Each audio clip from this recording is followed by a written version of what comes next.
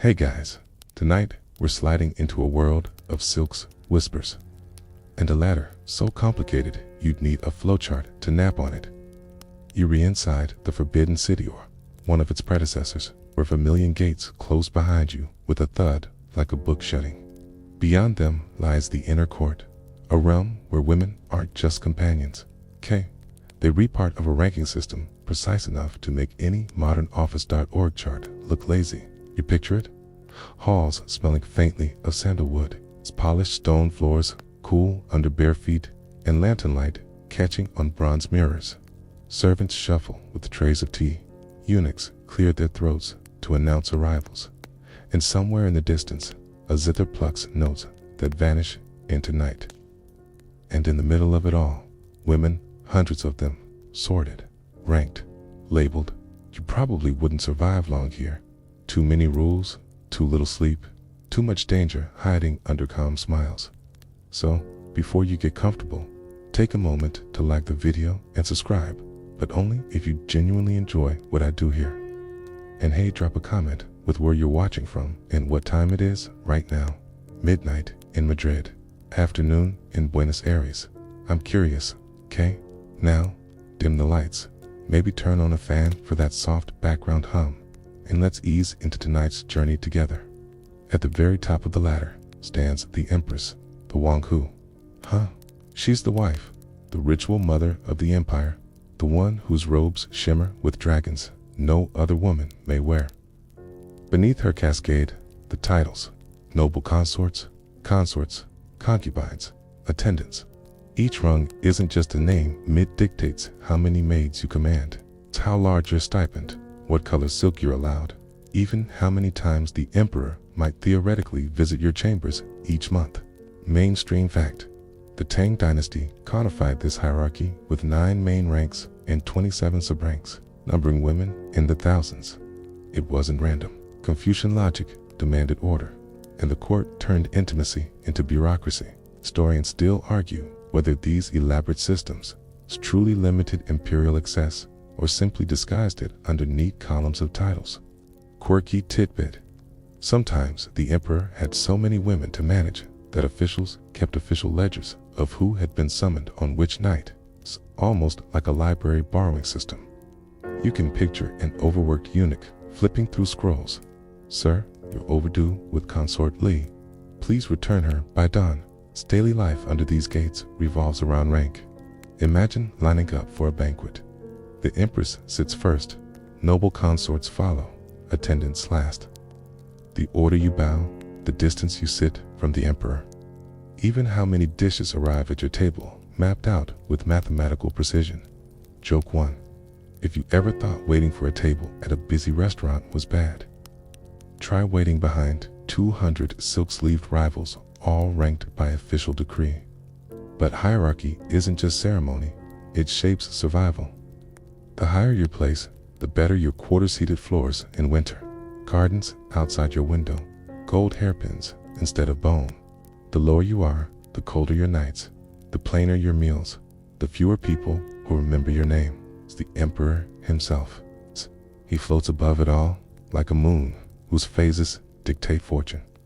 One glance, one visit, one word could lift a woman from obscurity to power, or just as easily cast her into exile within her own palace walls.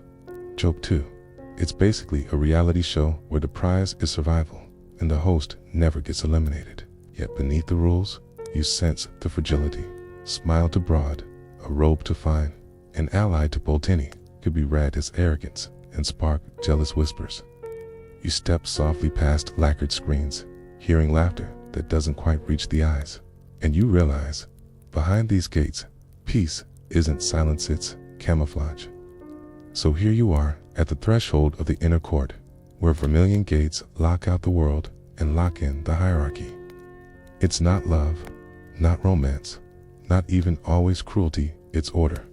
Painted on silk, enforced by ritual, and heavy enough to make the air itself bow. Joke 3. Destiny here. Docenti, knock on your door, it sends a eunuch with a clipboard to schedule your bedtime. You move deeper into the palace halls, where words themselves become architecture. Here, rank isn't just lived, it's spoken, carved, copied, and counted. The vocabulary wraps around you like brocade. Fae, consort. Pin, a graded concubine tier. Gyron, noble lady.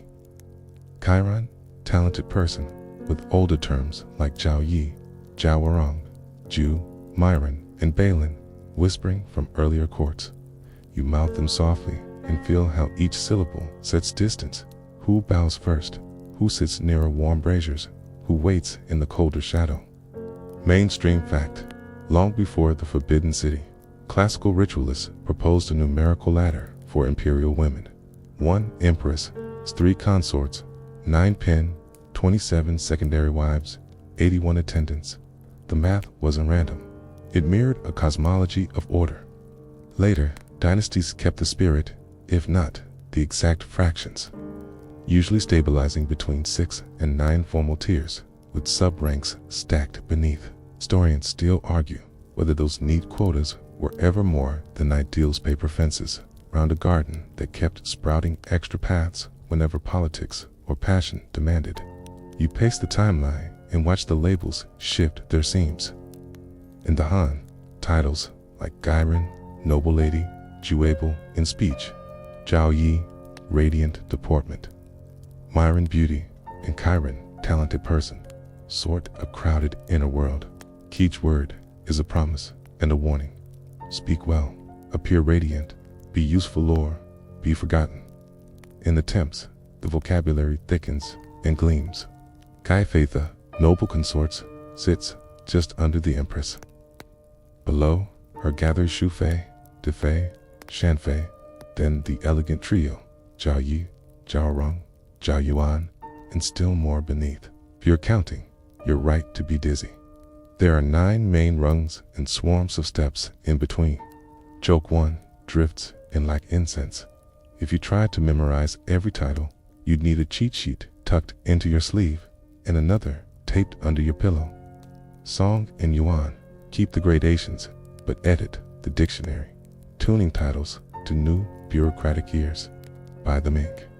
The palace borrows the empire's favorite measuring stick pin grades so that inner women mirror officials with their own 1 through 9 logic and subgrades, upper, lower.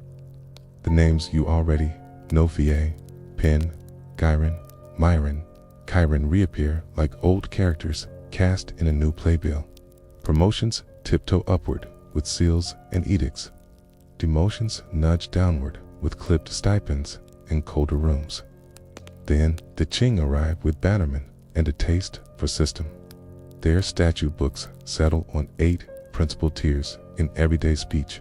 Empress Huang Hu, Imperial Noble Consort Huang Gaifi, Noble Consort Gaifi, Consort Fei, Imperial Concubine Pin, Noble Lady Gyron, First Attendant Changzai, and Attendant Deang. At the base, it reads cleanly in columns, but even here, exceptions puff up the margins. Temporary honors for a birthday, a mourning period that pauses promotions, a sudden elevation after a healthy prince's birth. Joke 2. The hierarchy looks like a perfectly stacked bento box until court life shakes it. Okay. And then all the dumplings trade places. Numbers matter because numbers ration attention.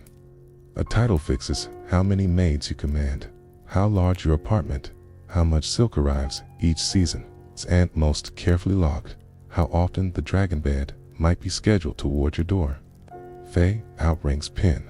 Gyron sits above Changzai. Chiron appears in some dynasties, vanishes in others.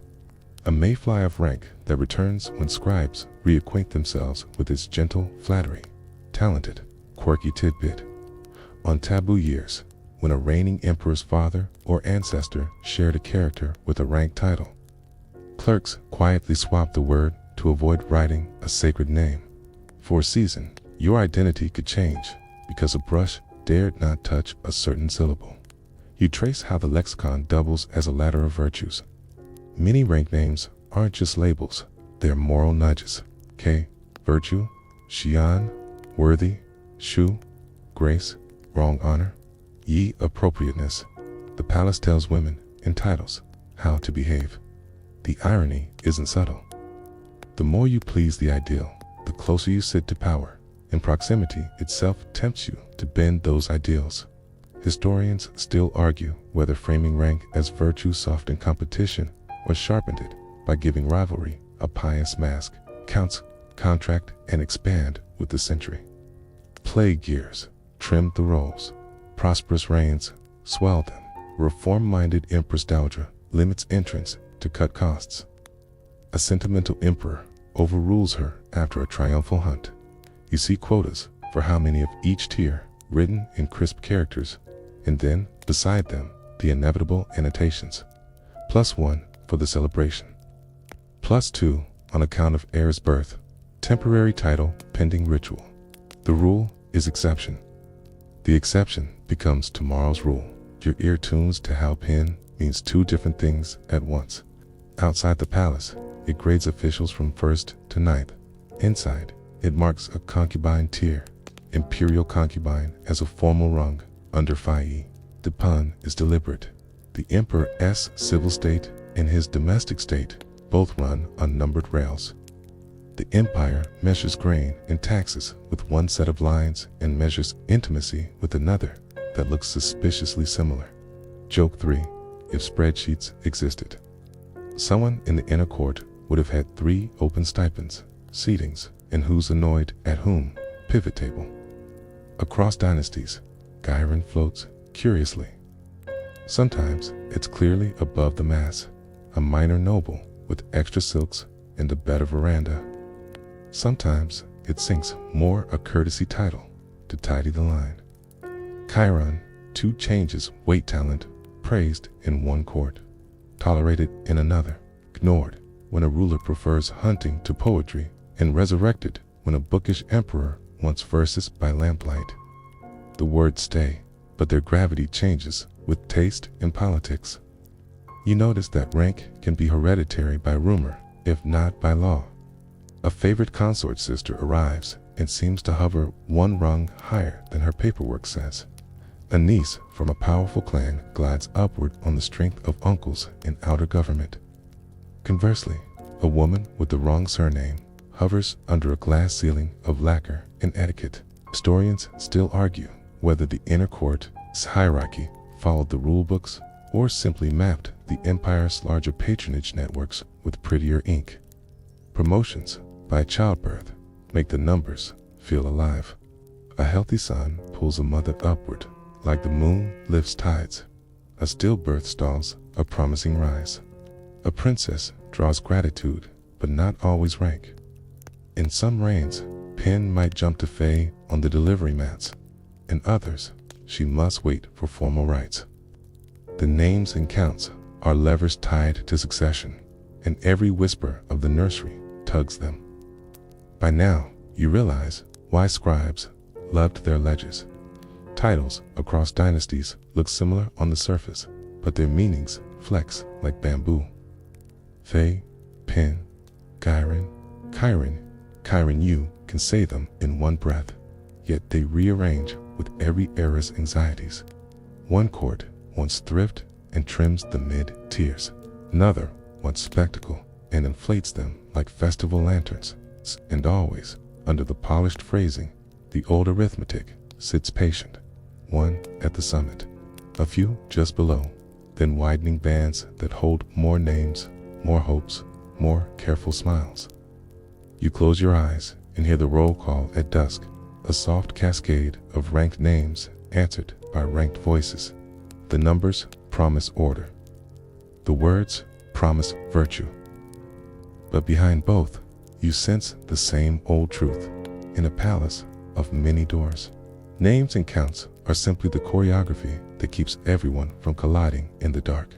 You slip into the hush of a palace election day, where the corridors smell faintly of ink, incense, and fresh-cut reeds for writing tallies. Outside the vermilion gates, families line up with daughters in neat rows, their hair lacquered, their silks pressed until they creak when they move.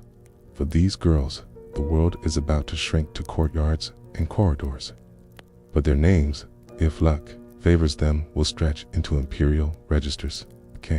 Mainstream fact: dynasties like the Ming and Qing held regular drafts, swang shu, to select concubines from noble and sometimes common families.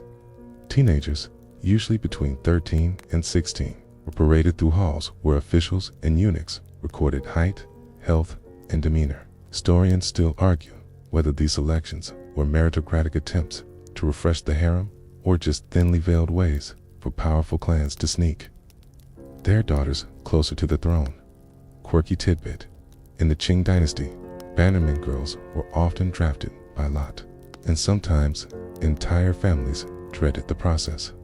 Not every girl wanted palaces' lives, even tried to make themselves less appealing, wearing drab clothes or affecting coughs to be passed over. You imagine the horror of accidentally sneezing at the wrong moment and securing yourself a one-way ticket to endless curtsies. You drift into the ceremonial hall, where eunuchs bark instructions and clerks scribble notes. The emperor himself rarely appears more often. Senior empresses, dowager, or trusted consorts help filter the candidates. You watch as a girl bows 3 times, voice steady despite her knees trembling. Her fate hinges on someone else's glance. Joke 1. It's basically the world's least fun talent show. No singing, no dancing, just a yes or next. Families see the process through double eyes. On one hand, having a daughter in the palace could mean honor, stipends, and potential influence. On the other, it was a gamble you might never see her again, or worse, her life might end in obscurity. Her name fading from records. Mothers whisper instructions the night before. Don't look too eager, don't stumble, don't show arrogance. You can almost hear the nervous rehearsals echoing in courtyards. Inside, once chosen, the girls are given new robes, new names, sometimes even new birthdays if auspicious calendars demand. Tanting, concubine, or tentant, concubine, or maid.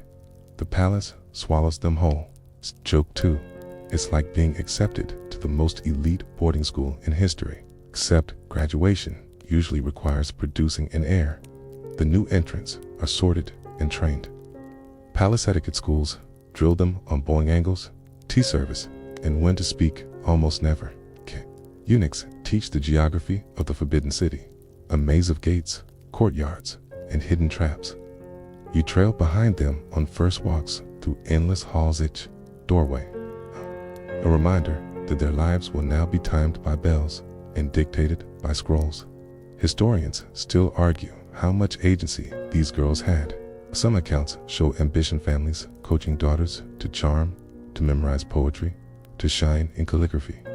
Others suggest many were simply resigned, knowing resistance would brand them unfilial or unlucky.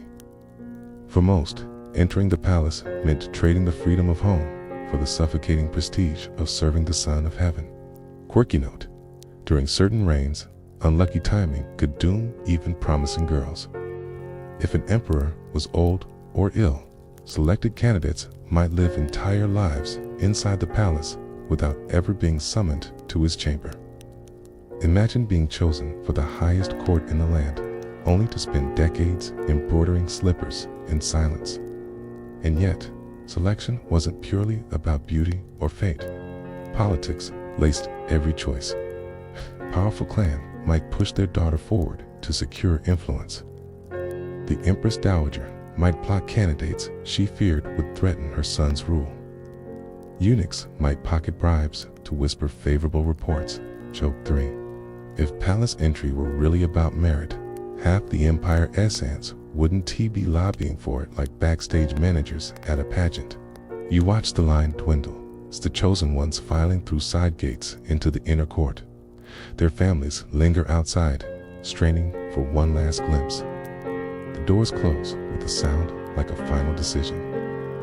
Inside, the girls adjust their sleeves, glance nervously at each other, and realize they are no longer daughters of households, but units of rank, waiting to be sorted into the great humming machine of the harem.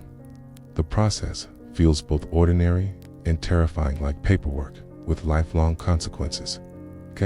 Roll call, where forgetting your place could mean disappearing forever. You drift after them, the echo of their soft shoes fading into the palace stone. And you realize the system doesn't just rank women already inside it, begins its hierarchy. The moment they walk through those red gates, you drift upward toward the summit of the hierarchy, where one woman alone wears robes embroidered with phoenixes. She is the Empress Wangku, the mother of the realm.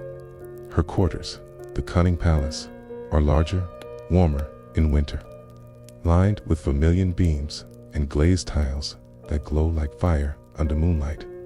She presides not just over banquets and rituals, but over the entire inner court. Every concubine, consort, and attendant technically bows to her first. Mainstream fact in Confucian order. The Empress mirrors the Emperor's role. He governs the empire. She governs the household of women. She commands the harem, oversees palace accounts, and directs rituals honoring ancestors in heaven. The Empress leads seasonal ceremonies, from sowing festival rites to offerings at ancestral shrines, ensuring dynastic virtue is displayed as clearly as banners on city gates. Historians still argue whether empresses truly wielded power as partners in governance or were mainly figureheads propped up by Confucian theory. Quirky tidbit: empresses receive seals, actual carved jade or gold seals that authorize them to issue orders in the inner court without her seal. Even the emperor's orders about daily harem affairs often stalled because eunuchs and ladies-in-waiting refuse to move without the proper stamp. Imagine a world where your house chores wait for a literal, approved chop of jade. But her crown is heavy. Empress's face pressures no lower-ranked woman can imagine. A barren empress risks whispers about heaven's displeasure. A powerful clan behind her can make her seem domineering. To little authority and rivals run rampant. It's too much, and she's accused of arrogance. You walk through her corridors and hear both flattery and plotting in equal measure. Joke 1. Being empress is basically like being a team manager where every intern secretly hopes you L-trip on the stairs. The empress is surrounded by ceremonial trappings. Her robes alone tell the story. 12 emblems embroidered into fabric. Dragons reserved for the emperor, replaced by phoenixes for her. Her hairpins glittered with kingfisher feathers, turquoise, and pearls, large as marbles. Her meals are richest, her sedan chairs more ornate, her attendants most numerous, yet she rarely eats alone. Meals are rituals where every bite is documented, lest poison slip in. Some empresses ruled with genuine authority. Empress Zhongxin of the Temps was praised for advising Emperor Taizong with tact and wisdom, acting as a stabilizer in turbulent politics. Others, like Empress Lazi in the Han, wielded power ferociously even after their husbands died. Still others faded into shadows, overshadowed by concubines who caught the emperor's favor. Historians still argue whether the empress's strength came from her formal position or from the personal favor of the man on the throne. Quirky note: the empress was often responsible for disciplining misbehaving concubines. Punishments could be severed emotion, loss of stipends, or confinement in cold, dark quarters. It's even record of some concubines forced to weave cloth endlessly as penance. You imagine a woman, once bathed in silk, now hunched at a loom, each shuttle click a reminder of lost favor. Yet empresses weren't untouchable. Jealous emperors could depose them. Scheming rivals could undermine them. Some died in disgrace, their titles stripped, their names erased from official annals. Joke 2. When your job contract is written in calligraphy and the termination clause is exile, you realize corporate HR is kinder than ancient empires. For the court at large, the empress was more than just a wife. She symbolized stability. During banquets, she sat across from the emperor, her presence reinforcing cosmic balance. During New Year rites, she poured libations, her sleeves trailing like clouds. During succession crises, she could adopt heirs, shaping dynasties' futures. Quirky tidbit: When an empress gave birth to the heir, her prestige soared. But if another woman bore the son, the empress still performed the official rituals of motherhood, claiming the child as her own. The fiction of order mattered more than biology. Imagine raising the empire's next ruler, while knowing his mother might glare at you across every banquet table. So you linger in her chambers, where golden lamps flicker and screens embroidered with cranes cast long shadows. The empress embodies grandeur, but beneath the phoenix crown lies a truth. She is both exalted and trapped, obeyed and watched, powerful and precarious. Joke 3 hums in a lantern light. In a palace with hundreds of rivals, the empress holds the highest title yet. She probably gets the least sleep of them all. You step down a rung from the phoenix crown, and the air feels different, still scented with incense and silk, but cooler, more precarious. This is the realm of consorts, concubines, and attendants, the broad, middle, and lower tiers of the hierarchy. They're the ones who fill the palace like a forest, each tree bending toward the same sun. Imperial favor. Mainstream fact. In the Qing dynasty, the system ran like a staircase: imperial noble consort. Noble consort. Consort, fee, imperial concubine pin. Noble lady Gairen. First attendant, Changzai, and attendant, Deng. Each tier controlled the number of maids, rooms, stipends, and ceremonial duties. A consort might have her own courtyard with heated floors. An attendant might share a room colder than the tiles outside. Historians still argue whether these distinctions mattered more in daily comfort or in political leverage. After all, even a low-ranking woman could rise overnight if fortune turned her way. Quirky tidbit: allowances were incredibly specific. A consort might receive bolts of brocade, several ounces of silver, and seasonal fruits from imperial orchards. An attendant might be given plainer cotton, less silver, and no fruit at all unless the empress herself granted extras. Imagine your entire diet and wardrobe dictated by a line on a chart. Walk in these corridors, you hear whispers of survival. A noble lady rehearses her poetry, hoping to impress at the next feast. A concubine quietly bribes a eunuch for news of when her name will appear on the nightly roster. An attendant sits by a window, stitching endlessly, wondering if she ever moved higher than the base of the pyramid. Joke 1. It's like living in a dorm where everyone studies favoritism as their major, and exams are held every night. The middle ranks VI and Pin carry real weight. They often supervise other women, manage budgets for their sections, and oversee discipline within their courtyards. Careless word from them could mean demotion for someone below.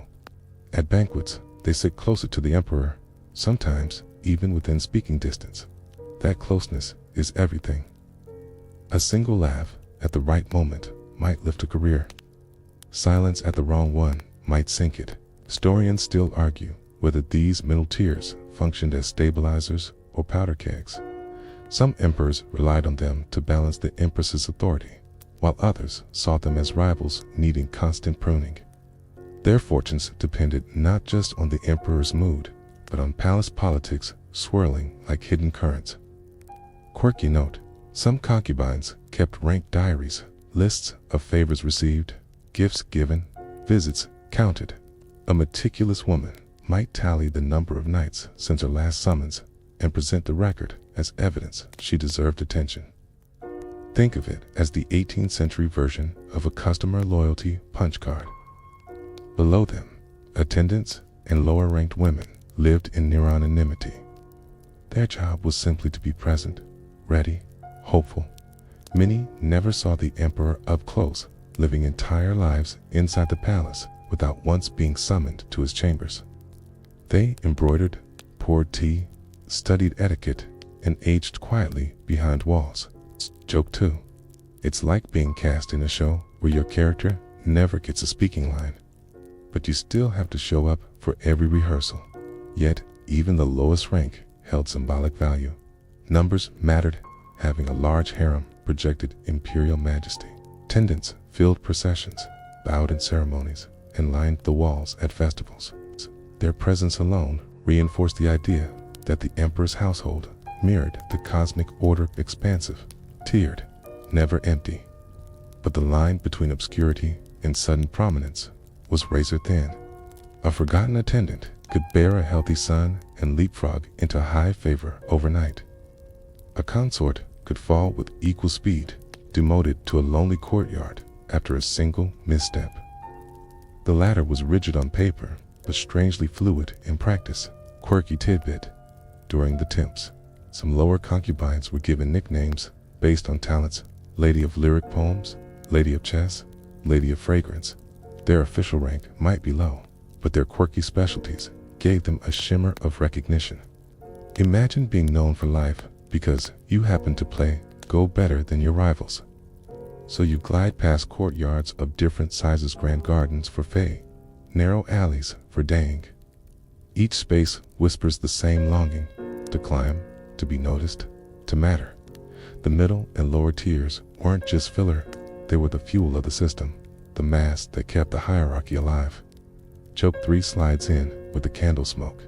In a palace this crowded, even anonymity was exhausting you. Had to work hard just to be invisible. You step softly into a smaller chamber where tables gleam with lacquer and eunuchs shuffle stacks of bamboo slips and ivory tokens. This is the machinery of intimacy, the bureaucracy of desire. The emperor's nights are not left to whim alone. They are scheduled, sealed, and logged. Here, even the bed is an office. Mainstream fact: in the Qing dynasty, the nightly roster was kept with astonishing precision. Each consort had a plaque or tally, often shaped like a small wooden or ivory tablet. These were arranged nightly by eunuchs. The emperor would select, and the chosen woman was bathed, perfumed, and carried to his chambers on a blanket so her feet never touched the ground. Historians still argue whether this ritualized system maximized fairness or simply disguised favoritism under paperwork. Quirky tidbit: the tallies were sometimes fish-shaped because fish symbolized abundance and fertility. Imagine flipping through a drawer full of carved fish, each representing a human life waiting for a chance at attention. The process went like clockwork. After dusk, eunuchs presented the roster to the emperor. He'd point or nod. The token of the chosen concubine was set aside. That woman was then escorted, stripped of jewelry to prevent hidden weapons, bathed by attendants, and swaddled in sheets before being carried like a parcel to the dragon bed. Joke 1: Amazon Prime has nothing on this delivery service. Records were meticulous. Dates, times, even the exact hour of departure were logged. This wasn't romancing, it was dynasty management. Births had to be traceable, lineage uncontested. If a prince was born, officials could flip through ledgers and say, yes, she was with him that night, properly recorded. The emperor's body became a bureaucratic institution, but no system could erase human quirks. Some emperors ignored the registers entirely, visiting favorites outside the schedule. Others relished the routine, leaving everything to the roster like drawing lots. Few delegated choice to senior eunuchs, essentially letting staff decide who would share the imperial pillow. Joke 2: imagine outsourcing your love life to your secretary and calling it efficiency. The routine-shaped palace rhythm. Concubines lived half in suspense, half in dread. A plaque pulled meant privilege, perhaps promotion. Too many months ignored meant anxiety, whispered prayers, and offerings at shrines. Eunuchs held quiet power. They could place a token closer to the emperor's hand or accidentally misfile a rival's name. The fate of women rested on the shuffle of wooden slips. Historians still argue whether this roster was really about controlling the emperor, his appetites, or about controlling everyone else, proving that even his most private actions could be documented and filed like grain shipments. Quirky note: in some courts, women were required to present themselves with a cold, wet towel draped across their bodies before being carried in, as proof they hadn't hidden flammable perfumes or charms. The sensation must have been miserable romance frozen into ritual. You drift along the edges of this system, watching eunuchs sort tokens like gamblers dealing cards, while women behind screens wait for footsteps that may or may not come. The tension is almost theatrical. Each night is a lottery, with fortunes tied to a carved fish or a wooden slip. Quote, choke 3 curls in like incense smoke, in a palace with hundreds of concubines. Quote, date night looked less like romance and more like a very well-organized board game. The plaques are returned at dawn, stacked neatly again, while tired women shuffle back to their chambers. Life resumes, embroideries to finish, rituals to attend, until the next dusk, when the rosters are reset, the fish are shuffled, and the great wheel of intimacy spins once more. You slip into the shadowed corridors where voices drop to whispers, and the click of felt shoes echoes like secrets. Here you meet the eunuchs, the gatekeepers, record keepers, and sometimes puppet masters of the inner court. Without them, the hierarchy of concubines would be like a play without stagehands. They manage the flow of messages, meals, and bedchamber tokens, and with that control, they hold invisible strings over every woman who waits behind silk screens. Mainstream fact: eunuchs in imperial China numbered into thousands at their peak. By the Ming Dynasty, there were entire directorates run by eunuchs supervising kitchens, stables, rituals, and the harem itself. In the Qing, their numbers were smaller, but their influence still immense. They were the ones who delivered imperial commands and, more dangerously, could filter information, deciding which concubine's plea or gift reached the emperor's ears. Historians still argue whether eunuchs were loyal servants bound by necessity, or opportunists who thrived on the palace's secrecy. Quirky tidbit: in some reigns, concubines, desperate for attention, slipped eunuchs bribes, silver, silk, or even pastries to ensure their tally plaques were placed in a lucky position near the emperor's hand. It was palace gambling in slow motion.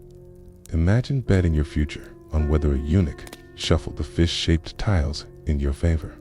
You wander past a roster room at dusk. Eunuchs sort wooden plaques, their faces impassive, but you know their small choices ripple through lives.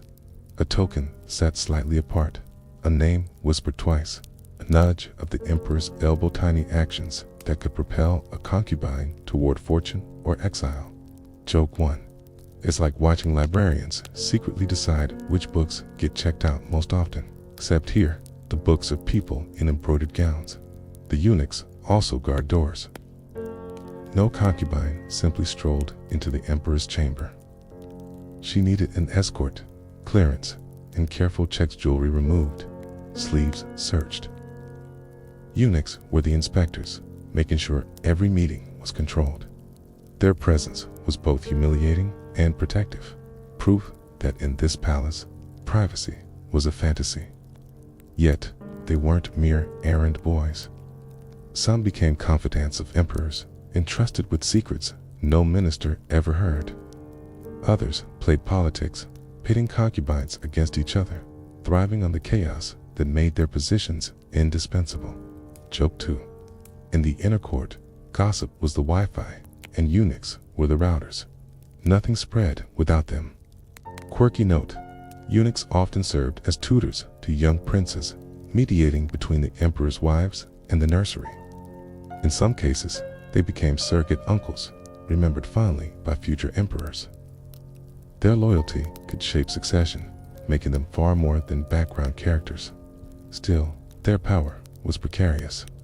A eunuch accused of corruption or favoritism could be beaten, banished, or executed overnight.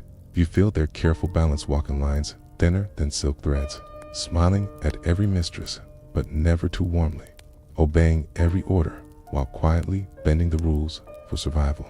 Historians still argue whether eunuchs strengthened or undermined dynasties. Some claim they provided stability by managing the emperor's domestic world, freeing him for politics. Others say their meddling corroded trust and fueled intrigue. You sense both truths drifting in the candlelit air, indispensable and resented, servants and masters at once. You watch as a concubine quietly hands a eunuch a folded fan, not just a gift, but a plea.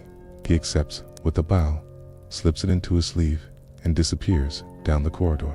She waits, knowing her fate may now hinge on whether he delivers her words faithfully, whether he keeps them folded, unread, forever. Joke 3 flickers in like a lantern, in a palace where every path is locked. The eunuchs wore tea, just gatekeepers. They were also locksmiths, who sometimes forgot which key fit which door. Their presence is everywhere, like the hum of cicadas' background, yet constant.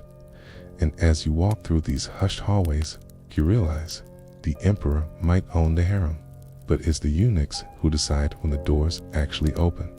You drift into storerooms and wardrobe halls, where fabric rustles like whispers and the scent of cedar chests fills the air.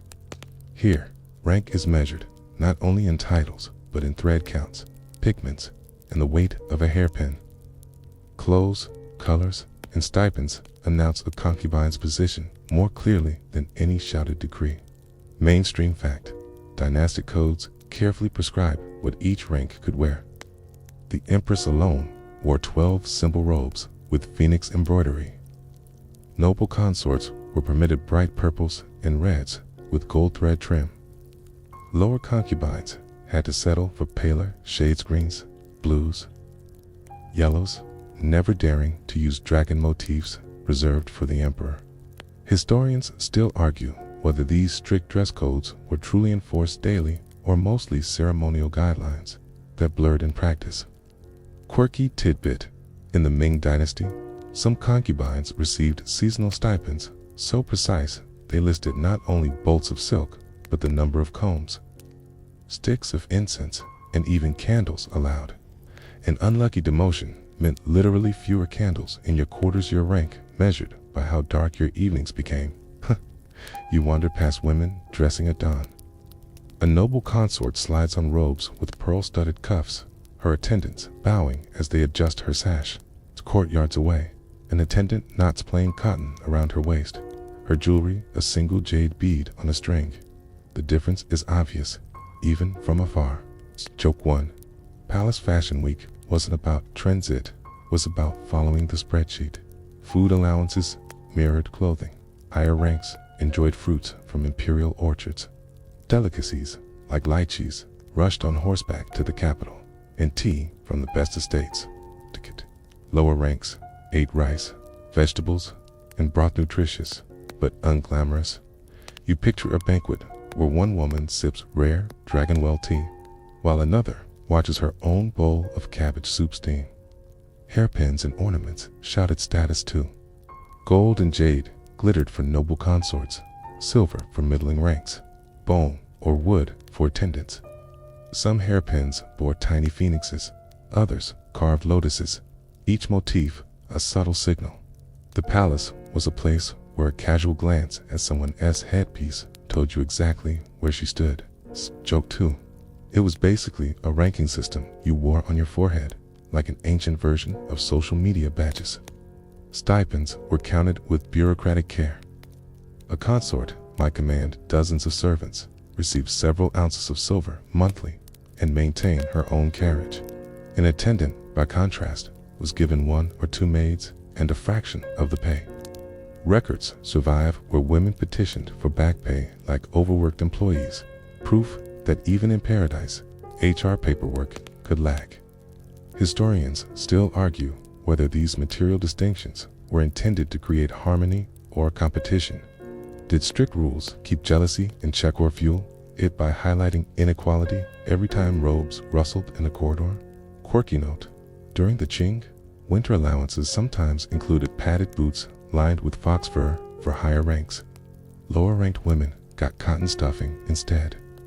Imagine trudging across icy courtyards with frozen toes, watching another woman glide by in warm fur.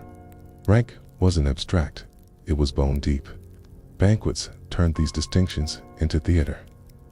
At the emperor's birthday, for example, rows of women sat in order of rank, each tray of dishes tailored to her status. The empress might be served 36 delicacies, the lowest concubines only 8. You can almost hear the clink of chopsticks pausing, the sideways glances measuring whose table gleamed brightest. Choke. 3. If you've ever argued about splitting a restaurant bill, imagine sitting at a feast where the bill itself tells you you'll be worth half as much as the woman next to you. You leave the wardrobe halls with the sound of silk still in your ears. Clothes and stipends weren't just decorations, they were survival, reputation, and silent hieroglyphs of power. In this palace, even the shade of your sleeves was a reminder of where you stood in the great, endless line. You move with the tide of bells, where time is counted, not in hours, but in gongs, incense sticks, and the slow turn of festival moons. Rituals are the palace's heartbeat. Every rank has a place within them, every sleeve a prescribed arc, every bow a measured breath. So you step into a reception hall at dawn and feel the floor cool beneath your feet. The smell of sandalwood threading through the air like a quiet metronome. Mainstream fact. In the Qing court, women of the inner court performed regular Qing and formal morning or seasonal greetings to the Empress Dowager and the Empress staking, seats strictly by rank, offering blessings and receiving instructions. On high days, they also appeared for birthday felicitations and ancestral observances, with prostrations regulated by rulebook. 3 kodos, 9 prostrations, no improvisation allowed. Historians still argue whether these greetings were sincere moral theater or, primarily, surveillance and silk opportunities to display obedience and to be inspected, head to toe, for any hint of presumption. The choreography is crisp. Eunuchs call names. Noble consorts glide first, then consorts, on down to attendants who hover near the doors like quiet shadows. You watch the angle of bows. Too low looks desperate, too high reads arrogant. The Empress's voice lands soft but final, a ripple that sets the rest of the day in motion. Joke 1.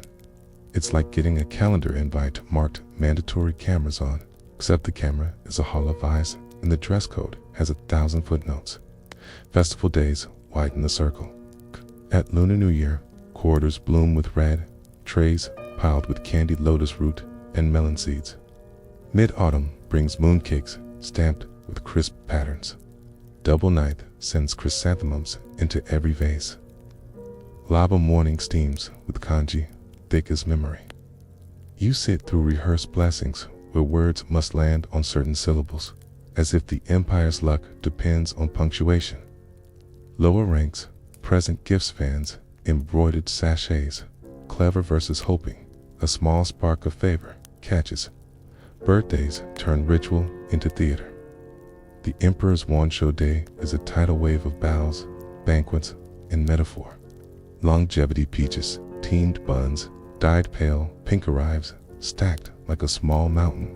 Longevity noodles, coil in bowls, never to be cut, because nobody dares snip a wish for long life. Quirky tidbit.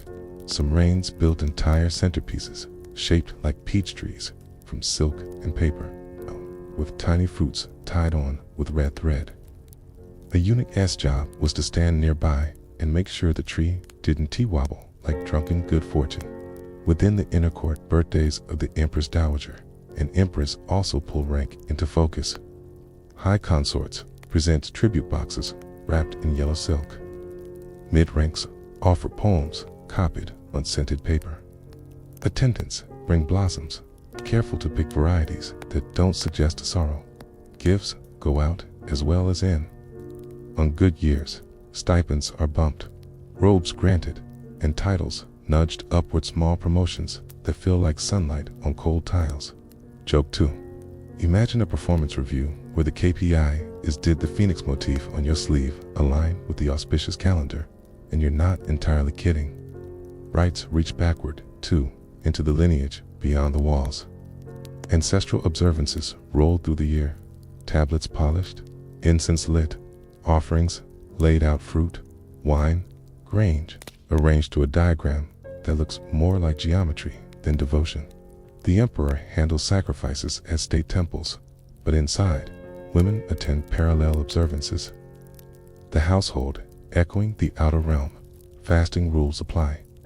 Garlic and pungent oils are avoided before ceremonies, so breath and breathings feel ritually clean. You keep your mouth closed on purpose, holding the taste of plain rice like a temporary vow. Historians still argue whether inner court women enacted meaningful religious roles or served as silent scenery to a ritual world designed by man. You notice how birthdays and rites fortify the hierarchy without a word. Seating plans are maps of status. The number of dishes on your tray is a bar chart in porcelain. Even the candles tell a story. Tall, longevity candles for the empress, shorter ones stepping down like stairs to the attendants' tables. On demotion, your light literally grows smaller. You remember Section 8's cold toes and realize warmth and brightness also wear rank like a badge. Eunuchs, of course, thread through the ceremonies like hidden stitching. They cue musicians, check offerings, and pass red slips listing who brought what. A missed cue can freeze a hall. A mispronounced title can chill a season. Someone coughs at the wrong moment, and 3 heads turn, calculating whether the omen belongs to the cougher or the room. Joke 3. Welcome to a world where even a sneeze feels like a footnote to the ritual code. On quieter days, smaller rites keep the machine oiled. The first frost tea tasting in late autumn. The plum blossom viewing when snow is still stubborn. The dragon boat rice parcels folded in early summer. Each comes with prescribed courtesies. Who initiates the toast? Who answers with what line? How far a cup travels before it pauses. You trail a cup of tea with your eyes and learn more about rank from its root than from a dozen edicts. Rewards and cinch your hide within all this ceremony. A nod from the Empress Dowager during New Year greetings can thaw months of neglect. A cool stare at an ancestral rite can snap a woman's prospects like a dry twig. Promotions sometimes fall like red envelopes. Other times, nothing comes but perfumed smoke. The ledger of favor is written in smiles, seats, and slices of cake. Quirky note: palace bakers sometimes molded sugar into miniature menageries cranes. Dear, bad siege, a pun for blessings, longevity, rank, fortune. A concubine might keep one untouched on a shelf for months, an edible prayer she refused to eat. When the sugar finally drew ants, a maid brushed them off like swatting away bad luck itself. You sit through another round of kowtows, and your knees ache in sympathy. The floor is hard, the rules harder, while the rhythm lulls you. Bells, bows, blessings, gifts, glances, good fortune. The palace teaches you how to breathe on the beat, how to place your hands, how to smile without showing desire. It is sleep music, made of etiquette. When the lanterns dim and the incense bowls become small red eyes in the dusk, you drift back through the corridors. The rituals have done their work. They have stitched each person to a place, renewed the story of order, and given the night its script. Okay, tomorrow the bells will start again, and the peaches will be repapered, and the mooncakes will take their marks. The empire loves repetition. This is how memory keeps its shape. You drift into the quieter chambers where ambition coils like incense smoke, never vanishing, always lingering. Here, rank isn't a fixed perch. It's a ladder you can climb or slide down with terrifying speed. Okay. Promotion and demotion are the true games of survival, and every concubine knows the rules are written in ink that smudges. Okay. Mainstream fact: childbirth was the most reliable key to advancement. Bearing a son, especially one who survived past infancy, could catapult a woman from obscurity to the rank of consort or higher. Even a daughter might earn her mother a title bump. On the other hand, angering the empress or falling out of favor could mean demotion, loss of stipends, or banishment to a cold side hall. Historians still argue whether promotions follow codified regulations or the emperor's whims disguised as ceremony. Quirky tidbit. Sometimes promotions were announced not by the emperor directly, but by issuing new robes or granting a larger set of candles. A woman might return from morning greetings to find a seamstress waiting in her chamber with upgraded silks. A te was her memo delivered in fabric.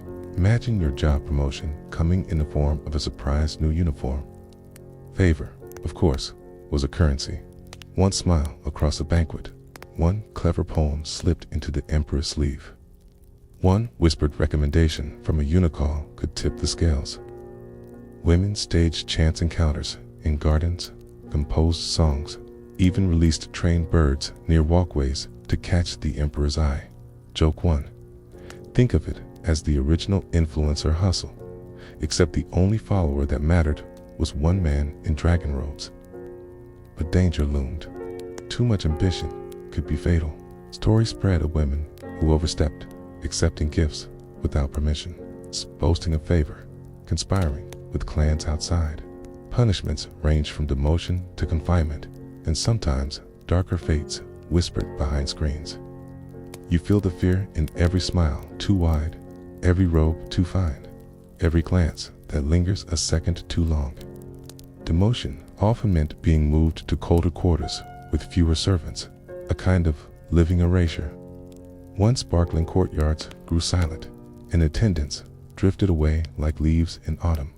Some women spent decades like this, alive but invisible, their names fading from records as if they had never entered the palace at all. Joke 2. It's like being shadow banned in real life, still technically there, but no one sees you. Historians still argue whether empresses wielded promotions fairly or manipulated them to protect their allies. Some records show women elevated after producing heirs, others demoted for arrogance, a vague charge that often masked personal rivalries. The system looked like law, but it functioned more like weather, one predictable, shifting, sometimes cruel. Quirky note: emperors occasionally promoted women posthumously, especially if their sons later became emperors themselves. A concubine who lived in obscurity could suddenly be elevated decades after death. Her tomb refurbished, her name inscribed in golden characters. In the palace, even memory was subject to promotion. The games weren't always subtle. During the Tang Dynasty, Emperor Xuanzong elevated Yang Yuhuan from a Taoist nun into the rank of Gaifei, showering her with titles and luxuries. Her rise was meteoric and controversial, her influence fueling both admiration and resentment. In other courts, women rose more quietly, step by bureaucratic step. Each new title stitched onto records like a ladder climbing into the dark, and always survival meant caution. A single misstep, a curtsy too slow, a rumor of jealousy, a misplaced gift could tip you into the void. Joke 3. In the inner court, HR didn't stand for human resources. It stood for hope restrained. You drift through courtyards where women whispered their ambitions like prayers. Some clutch amulets, some stroke embroidered cranes, some watch the sky for omens. The ladder stands tall before them, its rungs made of silk, jade, and whispers. And though the climb is treacherous, every eye keeps looking up, hoping the next summons will bring warmth, light, and a title carved in brighter ink. You drift into stories where the rule book bends, where certain women break through the lacquered ceiling and turn the harem's hierarchy upside down. Most concubines lived and died within their prescribed ranks, but a few rewrote the script entirely, sometimes loved, sometimes feared, always remembered. Mainstream fact: Wu Zixin began as a low-ranking concubine of Emperor Taizong in the Tang Dynasty. After his death, she briefly entered a convent, only to return to the palace under his successor, Emperor Gaozong. Through cunning alliances and ruthless moves, she rose to become empress and eventually declared herself emperor in her own right, the only woman in Chinese history to do so. Historians still argue whether to remember her as a visionary ruler who stabilized attempts, or a usurper who clawed her way to power with executions and fear.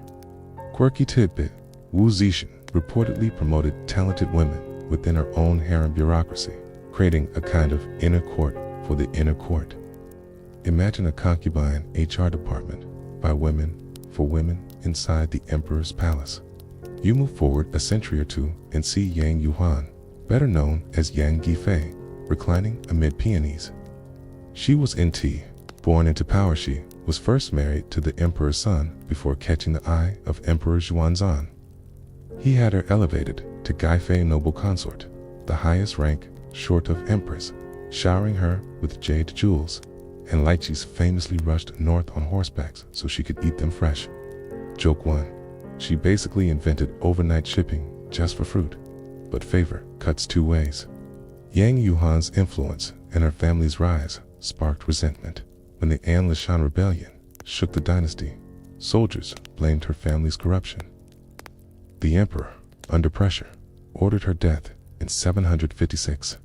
Her story became a symbol of both beauty's triumph and beauty's peril, beloved in poems, tragic in memory. Historians still argue whether she truly influenced politics or was scapegoated by desperate generals. Not all exceptions are tragic. In the Han Dynasty, Empress Do rose from humble beginnings as a concubine. Through wisdom and careful alliances, she became empress and later Empress Dowager, guiding emperors and shaping Confucian orthodoxy. She turned her position into a pulpit, steering court ideology for decades. Quirky note: during the Ming consort, one held extraordinary influence over the Qinghua emperor, who was 15 when she entered his life. She was in her 30s. She effectively controlled his court, and although her dominance stunted some politics, she also oversaw years of relative stability. People whispered that she mixed elixirs to keep him docile, a rumor historians still debate. Joke 2. She's proof that cougar energy isn't a modern invention. You'll realize the hierarchy was a script, but some performers tore up their lines. Some rose because of charm, others through intellect, still others by sheer survival instinct. Their names echo louder than hundreds of forgotten attendants, whose tokens never left the roster box. Even emperors themselves sometimes bent rules. A weak empress could be sidelined in favor of a powerful consort. A favored concubine could wield authority greater than her title. The palace might officially list ranks, but in reality, its power clung to whoever commanded the emperor's attention or manipulated the machinery of ritual, eunuchs, and alliances. Joke 3. It's like a chessboard where pawns occasionally declare themselves queens without waiting to reach the 8th square. Historians still argue whether these women were exceptions because of rare personality or because the palace system, despite its rigid rules, always had cracks where ambition could seep through. Either way, you drift among their stories, seeing how a concubine could become a legend. Her name carried in verse and drama long after the silk of her sleeves had turned to dust. You wander into the echo of scrolls and lecture halls where whispers of philosophy coil through the corridors just as surely as perfume. For all the silks and rituals, the palace hierarchy leaned heavily on a moral script Confucian order turned into architecture, etiquette, and rank. Concubines weren't just women in chambers, okay? They were embodiments of virtue categories mapped like chess pieces. Mainstream fact: Confucian thought emphasized the 3 obediences for women: obedience to father before marriage, husband after, and son in widowhood, tea in the palace. This logic extended to a hierarchy where every woman bowed upward and expected bows downward. The empress symbolized order, noble consorts reinforced it, and attendants filled the lowest rungs. Historians still argue whether this structure genuinely stabilized dynasties or merely masked power struggles under a veneer of virtue. Quirky tidbit: some court moralists wrote entire essays ranking women's qualities with mathematical precision. A Temp scholar once claimed that grace counts for 3 parts: talent for 4, virtue for 5, and obedience for 10. Imagine reducing a person to a weighted grade sheet, as if a concubine's GPA determined her survival. Confucian commentators painted the emperor as the son of heaven, with his household mirroring the cosmos. Just as heaven held order over earth, so the emperor presided over a harem that modeled harmony.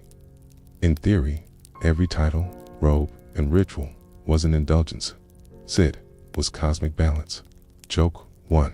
In practice, it was less like cosmic order and more like roommates arguing over closet space. Critics weren't absent though.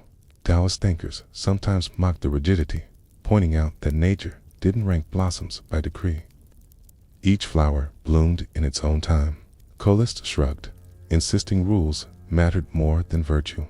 And ordinary observers wrote poems that hinted at absurdity, like verses comparing concubines to caged birds, fluttering under a net woven of Confucian ideals. Still, Confucian rhetoric saturated everything. Promotion ceremonies invoked filial duty. Demotions cited arrogance. The language made every political maneuver sound moral. A concubine wasn't just out of favor, she was failing to embody virtue. A rival wasn't simply ambitious, she was disrupting harmony. Words became daggers wrapped in silk. Quirky note: in Ming palace manuals, even the seating of women at banquets was described with Confucian metaphors, consorts likened to planets orbiting the emperor's sun. Attendants compared to stars visible only at dusk. It reads like cosmology, but really it's dinner seating disguised as astronomy. Historians still argue whether women internalized these ideals or performed them as masks. Some diaries suggest concubines sincerely believed in cultivating Confucian virtues. Others hint at cynicism, women reciting moral phrases while quietly bribing eunuchs to tilt the roster. Joke 2. It's proof that quoting philosophy, docenti, stop anyone from sneaking snacks when the teacher turns away. Even emperors bent Confucian logic when convenient. Some ignored the empress entirely in favor of consorts, appending the supposed cosmic order. Others let powerful clans slip daughters into ranks they hadn't earned. The ideals said one thing, the realities another, and the palace learned to live in that contradiction. The tension is what lingers. Philosophy wanted a perfect pyramid.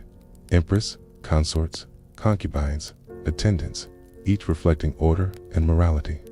Reality was a shifting maze where ambition leaked through cracks and favoritism redrew the lines. Yet the rhetoric of Confucian virtue gave everyone a shared language to argue with, a script to invoke, a mask to wear. Joke 3. If the cosmos really mirrored the palace, then heaven itself must have spent half its time rolling its eyes. You leave the echo of these moral lectures, stepping back into courtyards where cranes croak and incense still burns.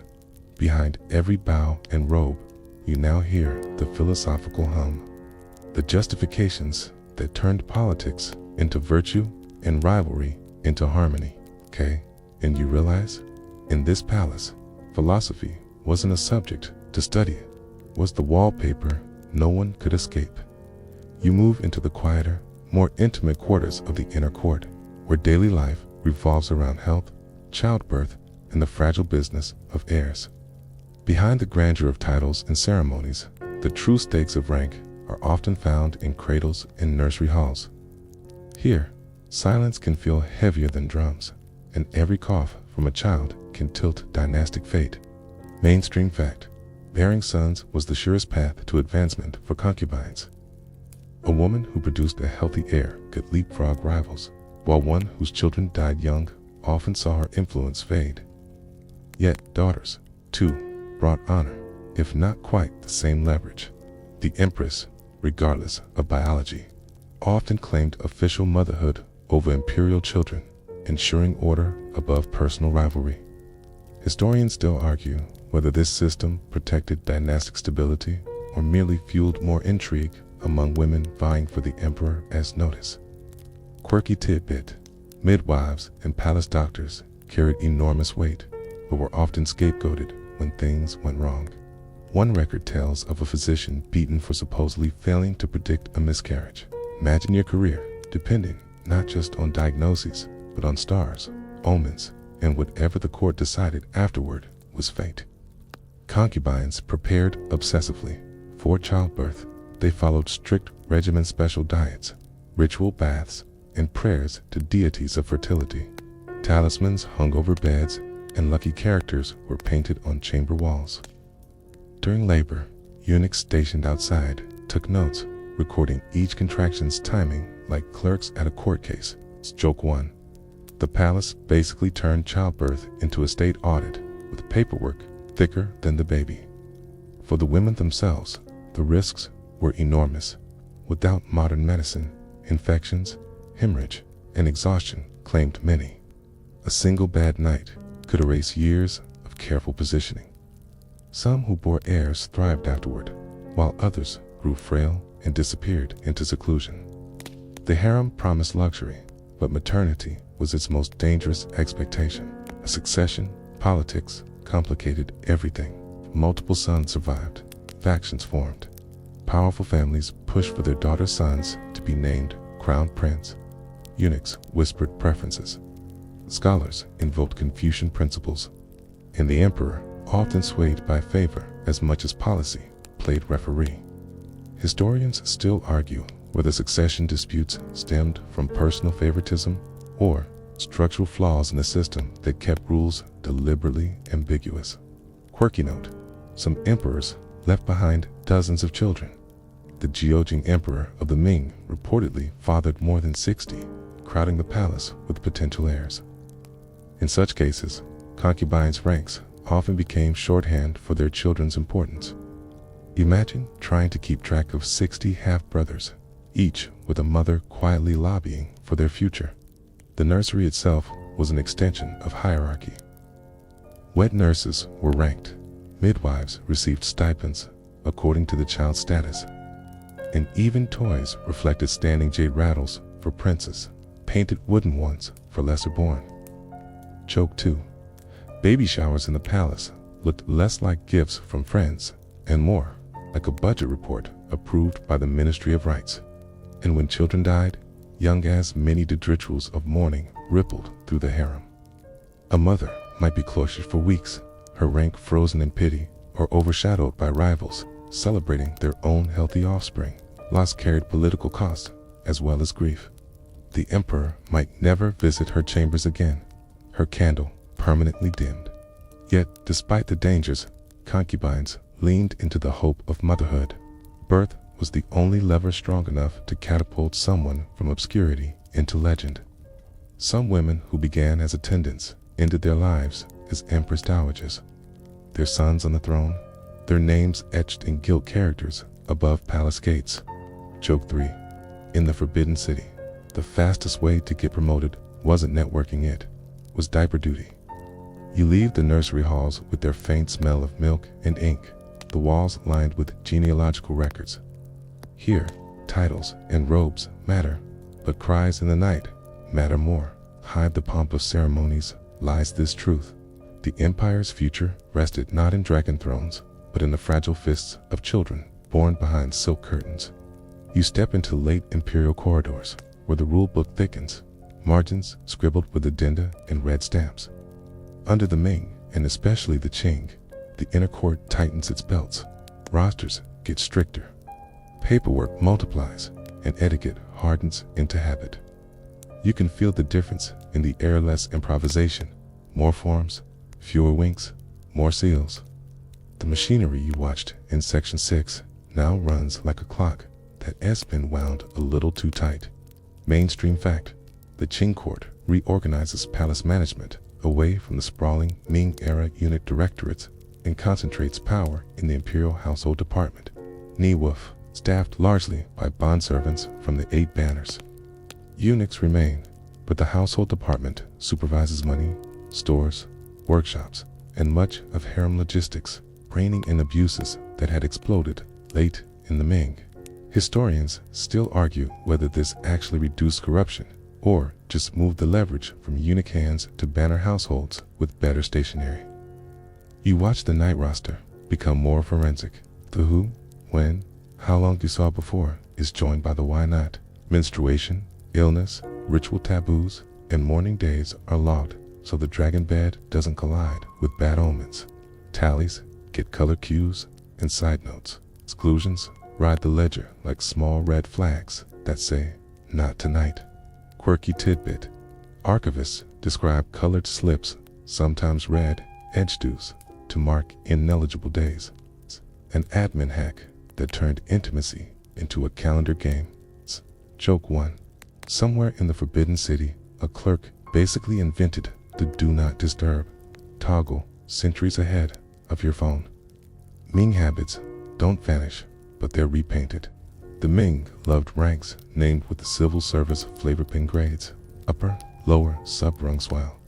The Qing keeps a leaner 8-step ladder in everyday speech. From empress down to attendant, the difference is more than vocabulary. In Qing hands, the hierarchy plugs directly into banner society. Selection drafts pull from Manchu and allied Mongol banner families. Foot binding is banned for Manchu women. Hair and clothing follow banner styles. That means etiquette is ethnic, not just imperial. How you dress and move signals banner pedigree as loudly as your title. Joke 2. You're not just business casual, you're banner formal with Phoenix-approved sleeves. Red slips broaden beyond rosters, petitions, punishments, and pregnancy notices circulate as small, sealed notes logged by the household department and countersigned by the Empress or Empress Dowager when required. A concubine's life becomes traceable through paper summons, garment issues, medicine allocations, even incense rations. You catch yourself smiling at the memory from Section 8. Fewer candles after a demotion, IS&T. Just a metaphor now. It arrives as a line item with a wax seal. Punishments sharpen under statute. The Deqing, Hui Dian, and related palace regulations codify consequences. Warnings, stipend cuts, confinement, demotion, even transfers to a cold palace courtyard where winters bite and summers don tea quite thaw. Some offenses get ritual penalties: fasting during festivals, missing a rank seat at greetings, restricted audiences for a season. The record reads like a fusion of household etiquette and criminal code. Historians still argue whether late Qing enforcement actually matched the text, or if paper severity masked pragmatic leniency when a favorite stumbled. Eunuchs adapt to the tighter mesh. In Section 7, they shuffled fish-shaped tallies. Now they do it under the eye of banner clerks and inventory books. A helpful nudge still happens: tokens set near the emperor's hand. Whispers planted at the right moment, but everything leaves a longer paper trail. The new game is discretion. K eunuch, who used to gamble with favors, now documents them first, then gambles anyway. K joke 3. Palace gossip doesn't die, just starts filing expense reports. Ceremonial etiquette gets a Qing sheen. K. Banner precedents can ripple through seating charts. A Mongol noble consort might sit with quiet confidence, backed by clan alliances beyond the walls. The morning Qing and greetings you endured in Section 9 AD, micro rules. How many paces a first attendant advances? How far a consort's sedan chair stops from cunning palace steps? Which color sash appears on which festival day? If the Ming choreographed a dance, the Qing dots each step with a metronome. The pregnancy protocol grows more procedural. Notices travel with seals. Midwives' names are logged. Postpartum seclusion runs on a timetable that intersects with ritual calendars. If a prince is born, the registry snaps shut around the mother guards tighten. Stipends rise, titles nudge, and tutors' appointments arrive like migrating cranes. Stillbirth, by contrast, dispatches cold paperwork. Rights, reductions, silence. The same system that can lift also freezes. The ledger doesn't have a column for grief. Material culture shifts too. Ming robes had loved a certain weight and width. Qing court dress for women, think Qizhuang silhouettes. Formal surcoats, elaborate headdress turns the wearer into a walking ideology of banner identity. Colors and bead strings map rank like a public legend. Pearl counts, coral chains, and kingfisher inlay run on tables that any maid can read at a glance. Your eye flicks up and down a figure, and you've basically scanned her QR code for status. Security tightens around movement and speech. Permits for visiting another courtyard. caps on how many maids may accompany you. Rules for sending notes of everything funnels through the household department's offices. It's a playful exchange of fans that once might have been a simple flirtation with favor now risks becoming unsanctioned contact. The palace walls haven't grown higher, but the corridors feel narrower because the rules travel with you. And yet, in the cracks, humanity keeps peeking through. Concubine still bribes a clerk with a lacquered box of candied walnuts. A banner ant still writes a poem timed to a festival, hoping a line lodges in an imperial ear. A seamstress, called to upgrade a robe after a discreet promotion, lets her needle linger an extra moment over a phoenix's tiny blessing, undocumented but real. Historians still argue whether the late imperial system's precision preserved order or slowly strangled spontaneity until the court moved like a beautiful, breathless automaton. You leave a registry room where brushes dry upright like a stand of reeds, each bristle stained with cinnabar, the ledger smell of paste and paper. The room hums with the soft arithmetic of rank. Compared with earlier dynasties, Ming Qing order looks polished, almost metallicless improvisational music. More music box. Cod. The tune is lovely and exact. It also repeats. As dusk settles, a clerk closes the roster drawer. Red-edged notes are stacked for morning.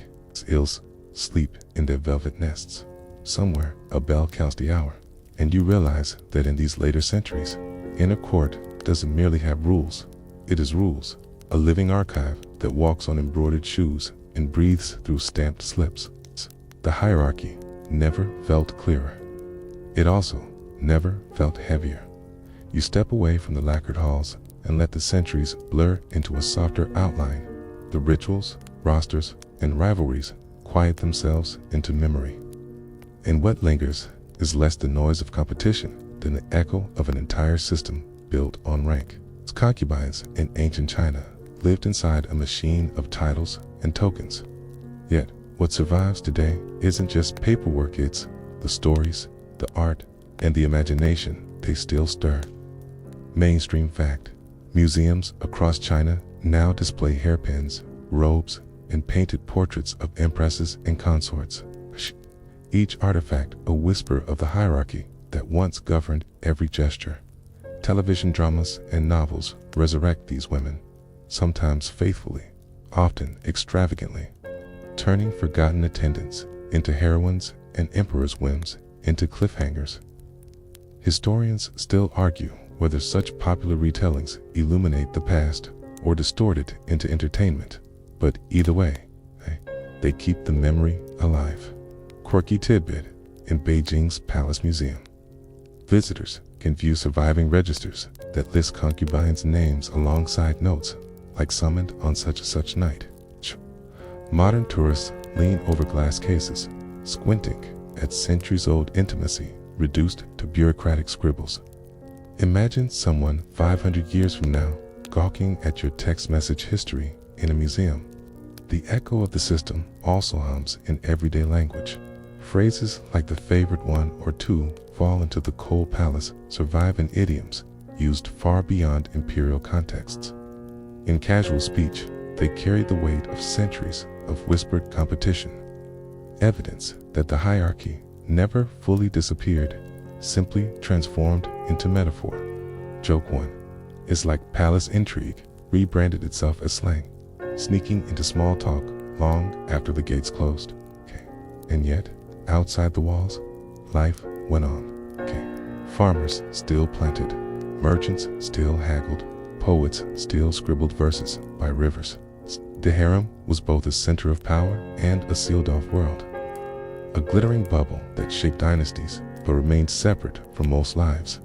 What remains today is fascination. It's a contrast between daily survival for millions and the silk-swaddled dramas of a few hundred behind vermilion gates. It's a quirky note: reenactors in some tourist sites today perform selection day ceremonies, complete with gowns, bows, and eunuch escorts carrying wooden tallies. Visitors watch, half amused, half awed, by a system that once dictated the fate of empires, but now entertains on weekend afternoons. As you drift toward the present, the palace gates soften into shadows. The silk rustle becomes a memory. The tally tokens a faint clatter in the distance. What's left is a story of order built on fragility, of women bound by rank, yet sometimes breaking free, of philosophies that claimed harmony while hiding ambition. Joke 2 floats in gently. If history teaches anything, it's that bureaucracy can find its way even into bedtime. Now, the noise fades further. The rosters close. The eunuchs set down their brushes. The empress rests her phoenix crown on a lacquered stand. Candles burn low, and courtyards empty until only cicadas sing. You breathe slower, following the rhythm of crickets and the far-off hoot of an owl over palace roofs. The centuries fold back into the night. What felt like rivalry now feels like a lullaby, a reminder that even the most rigid hierarchies dissolve into silence. The courtyards cool, the moon softens, and all those names written in registers fade into sleep. So let the story ease into a whisper that once, within Vermilion gates, a world ran on titles, robes, and tallies. And now, all that remains is quiet memory. Close your eyes. The palace walls melt into darkness. The silks are folded. The ledgers are shut. Sleep easy. The hierarchy can wait until morning.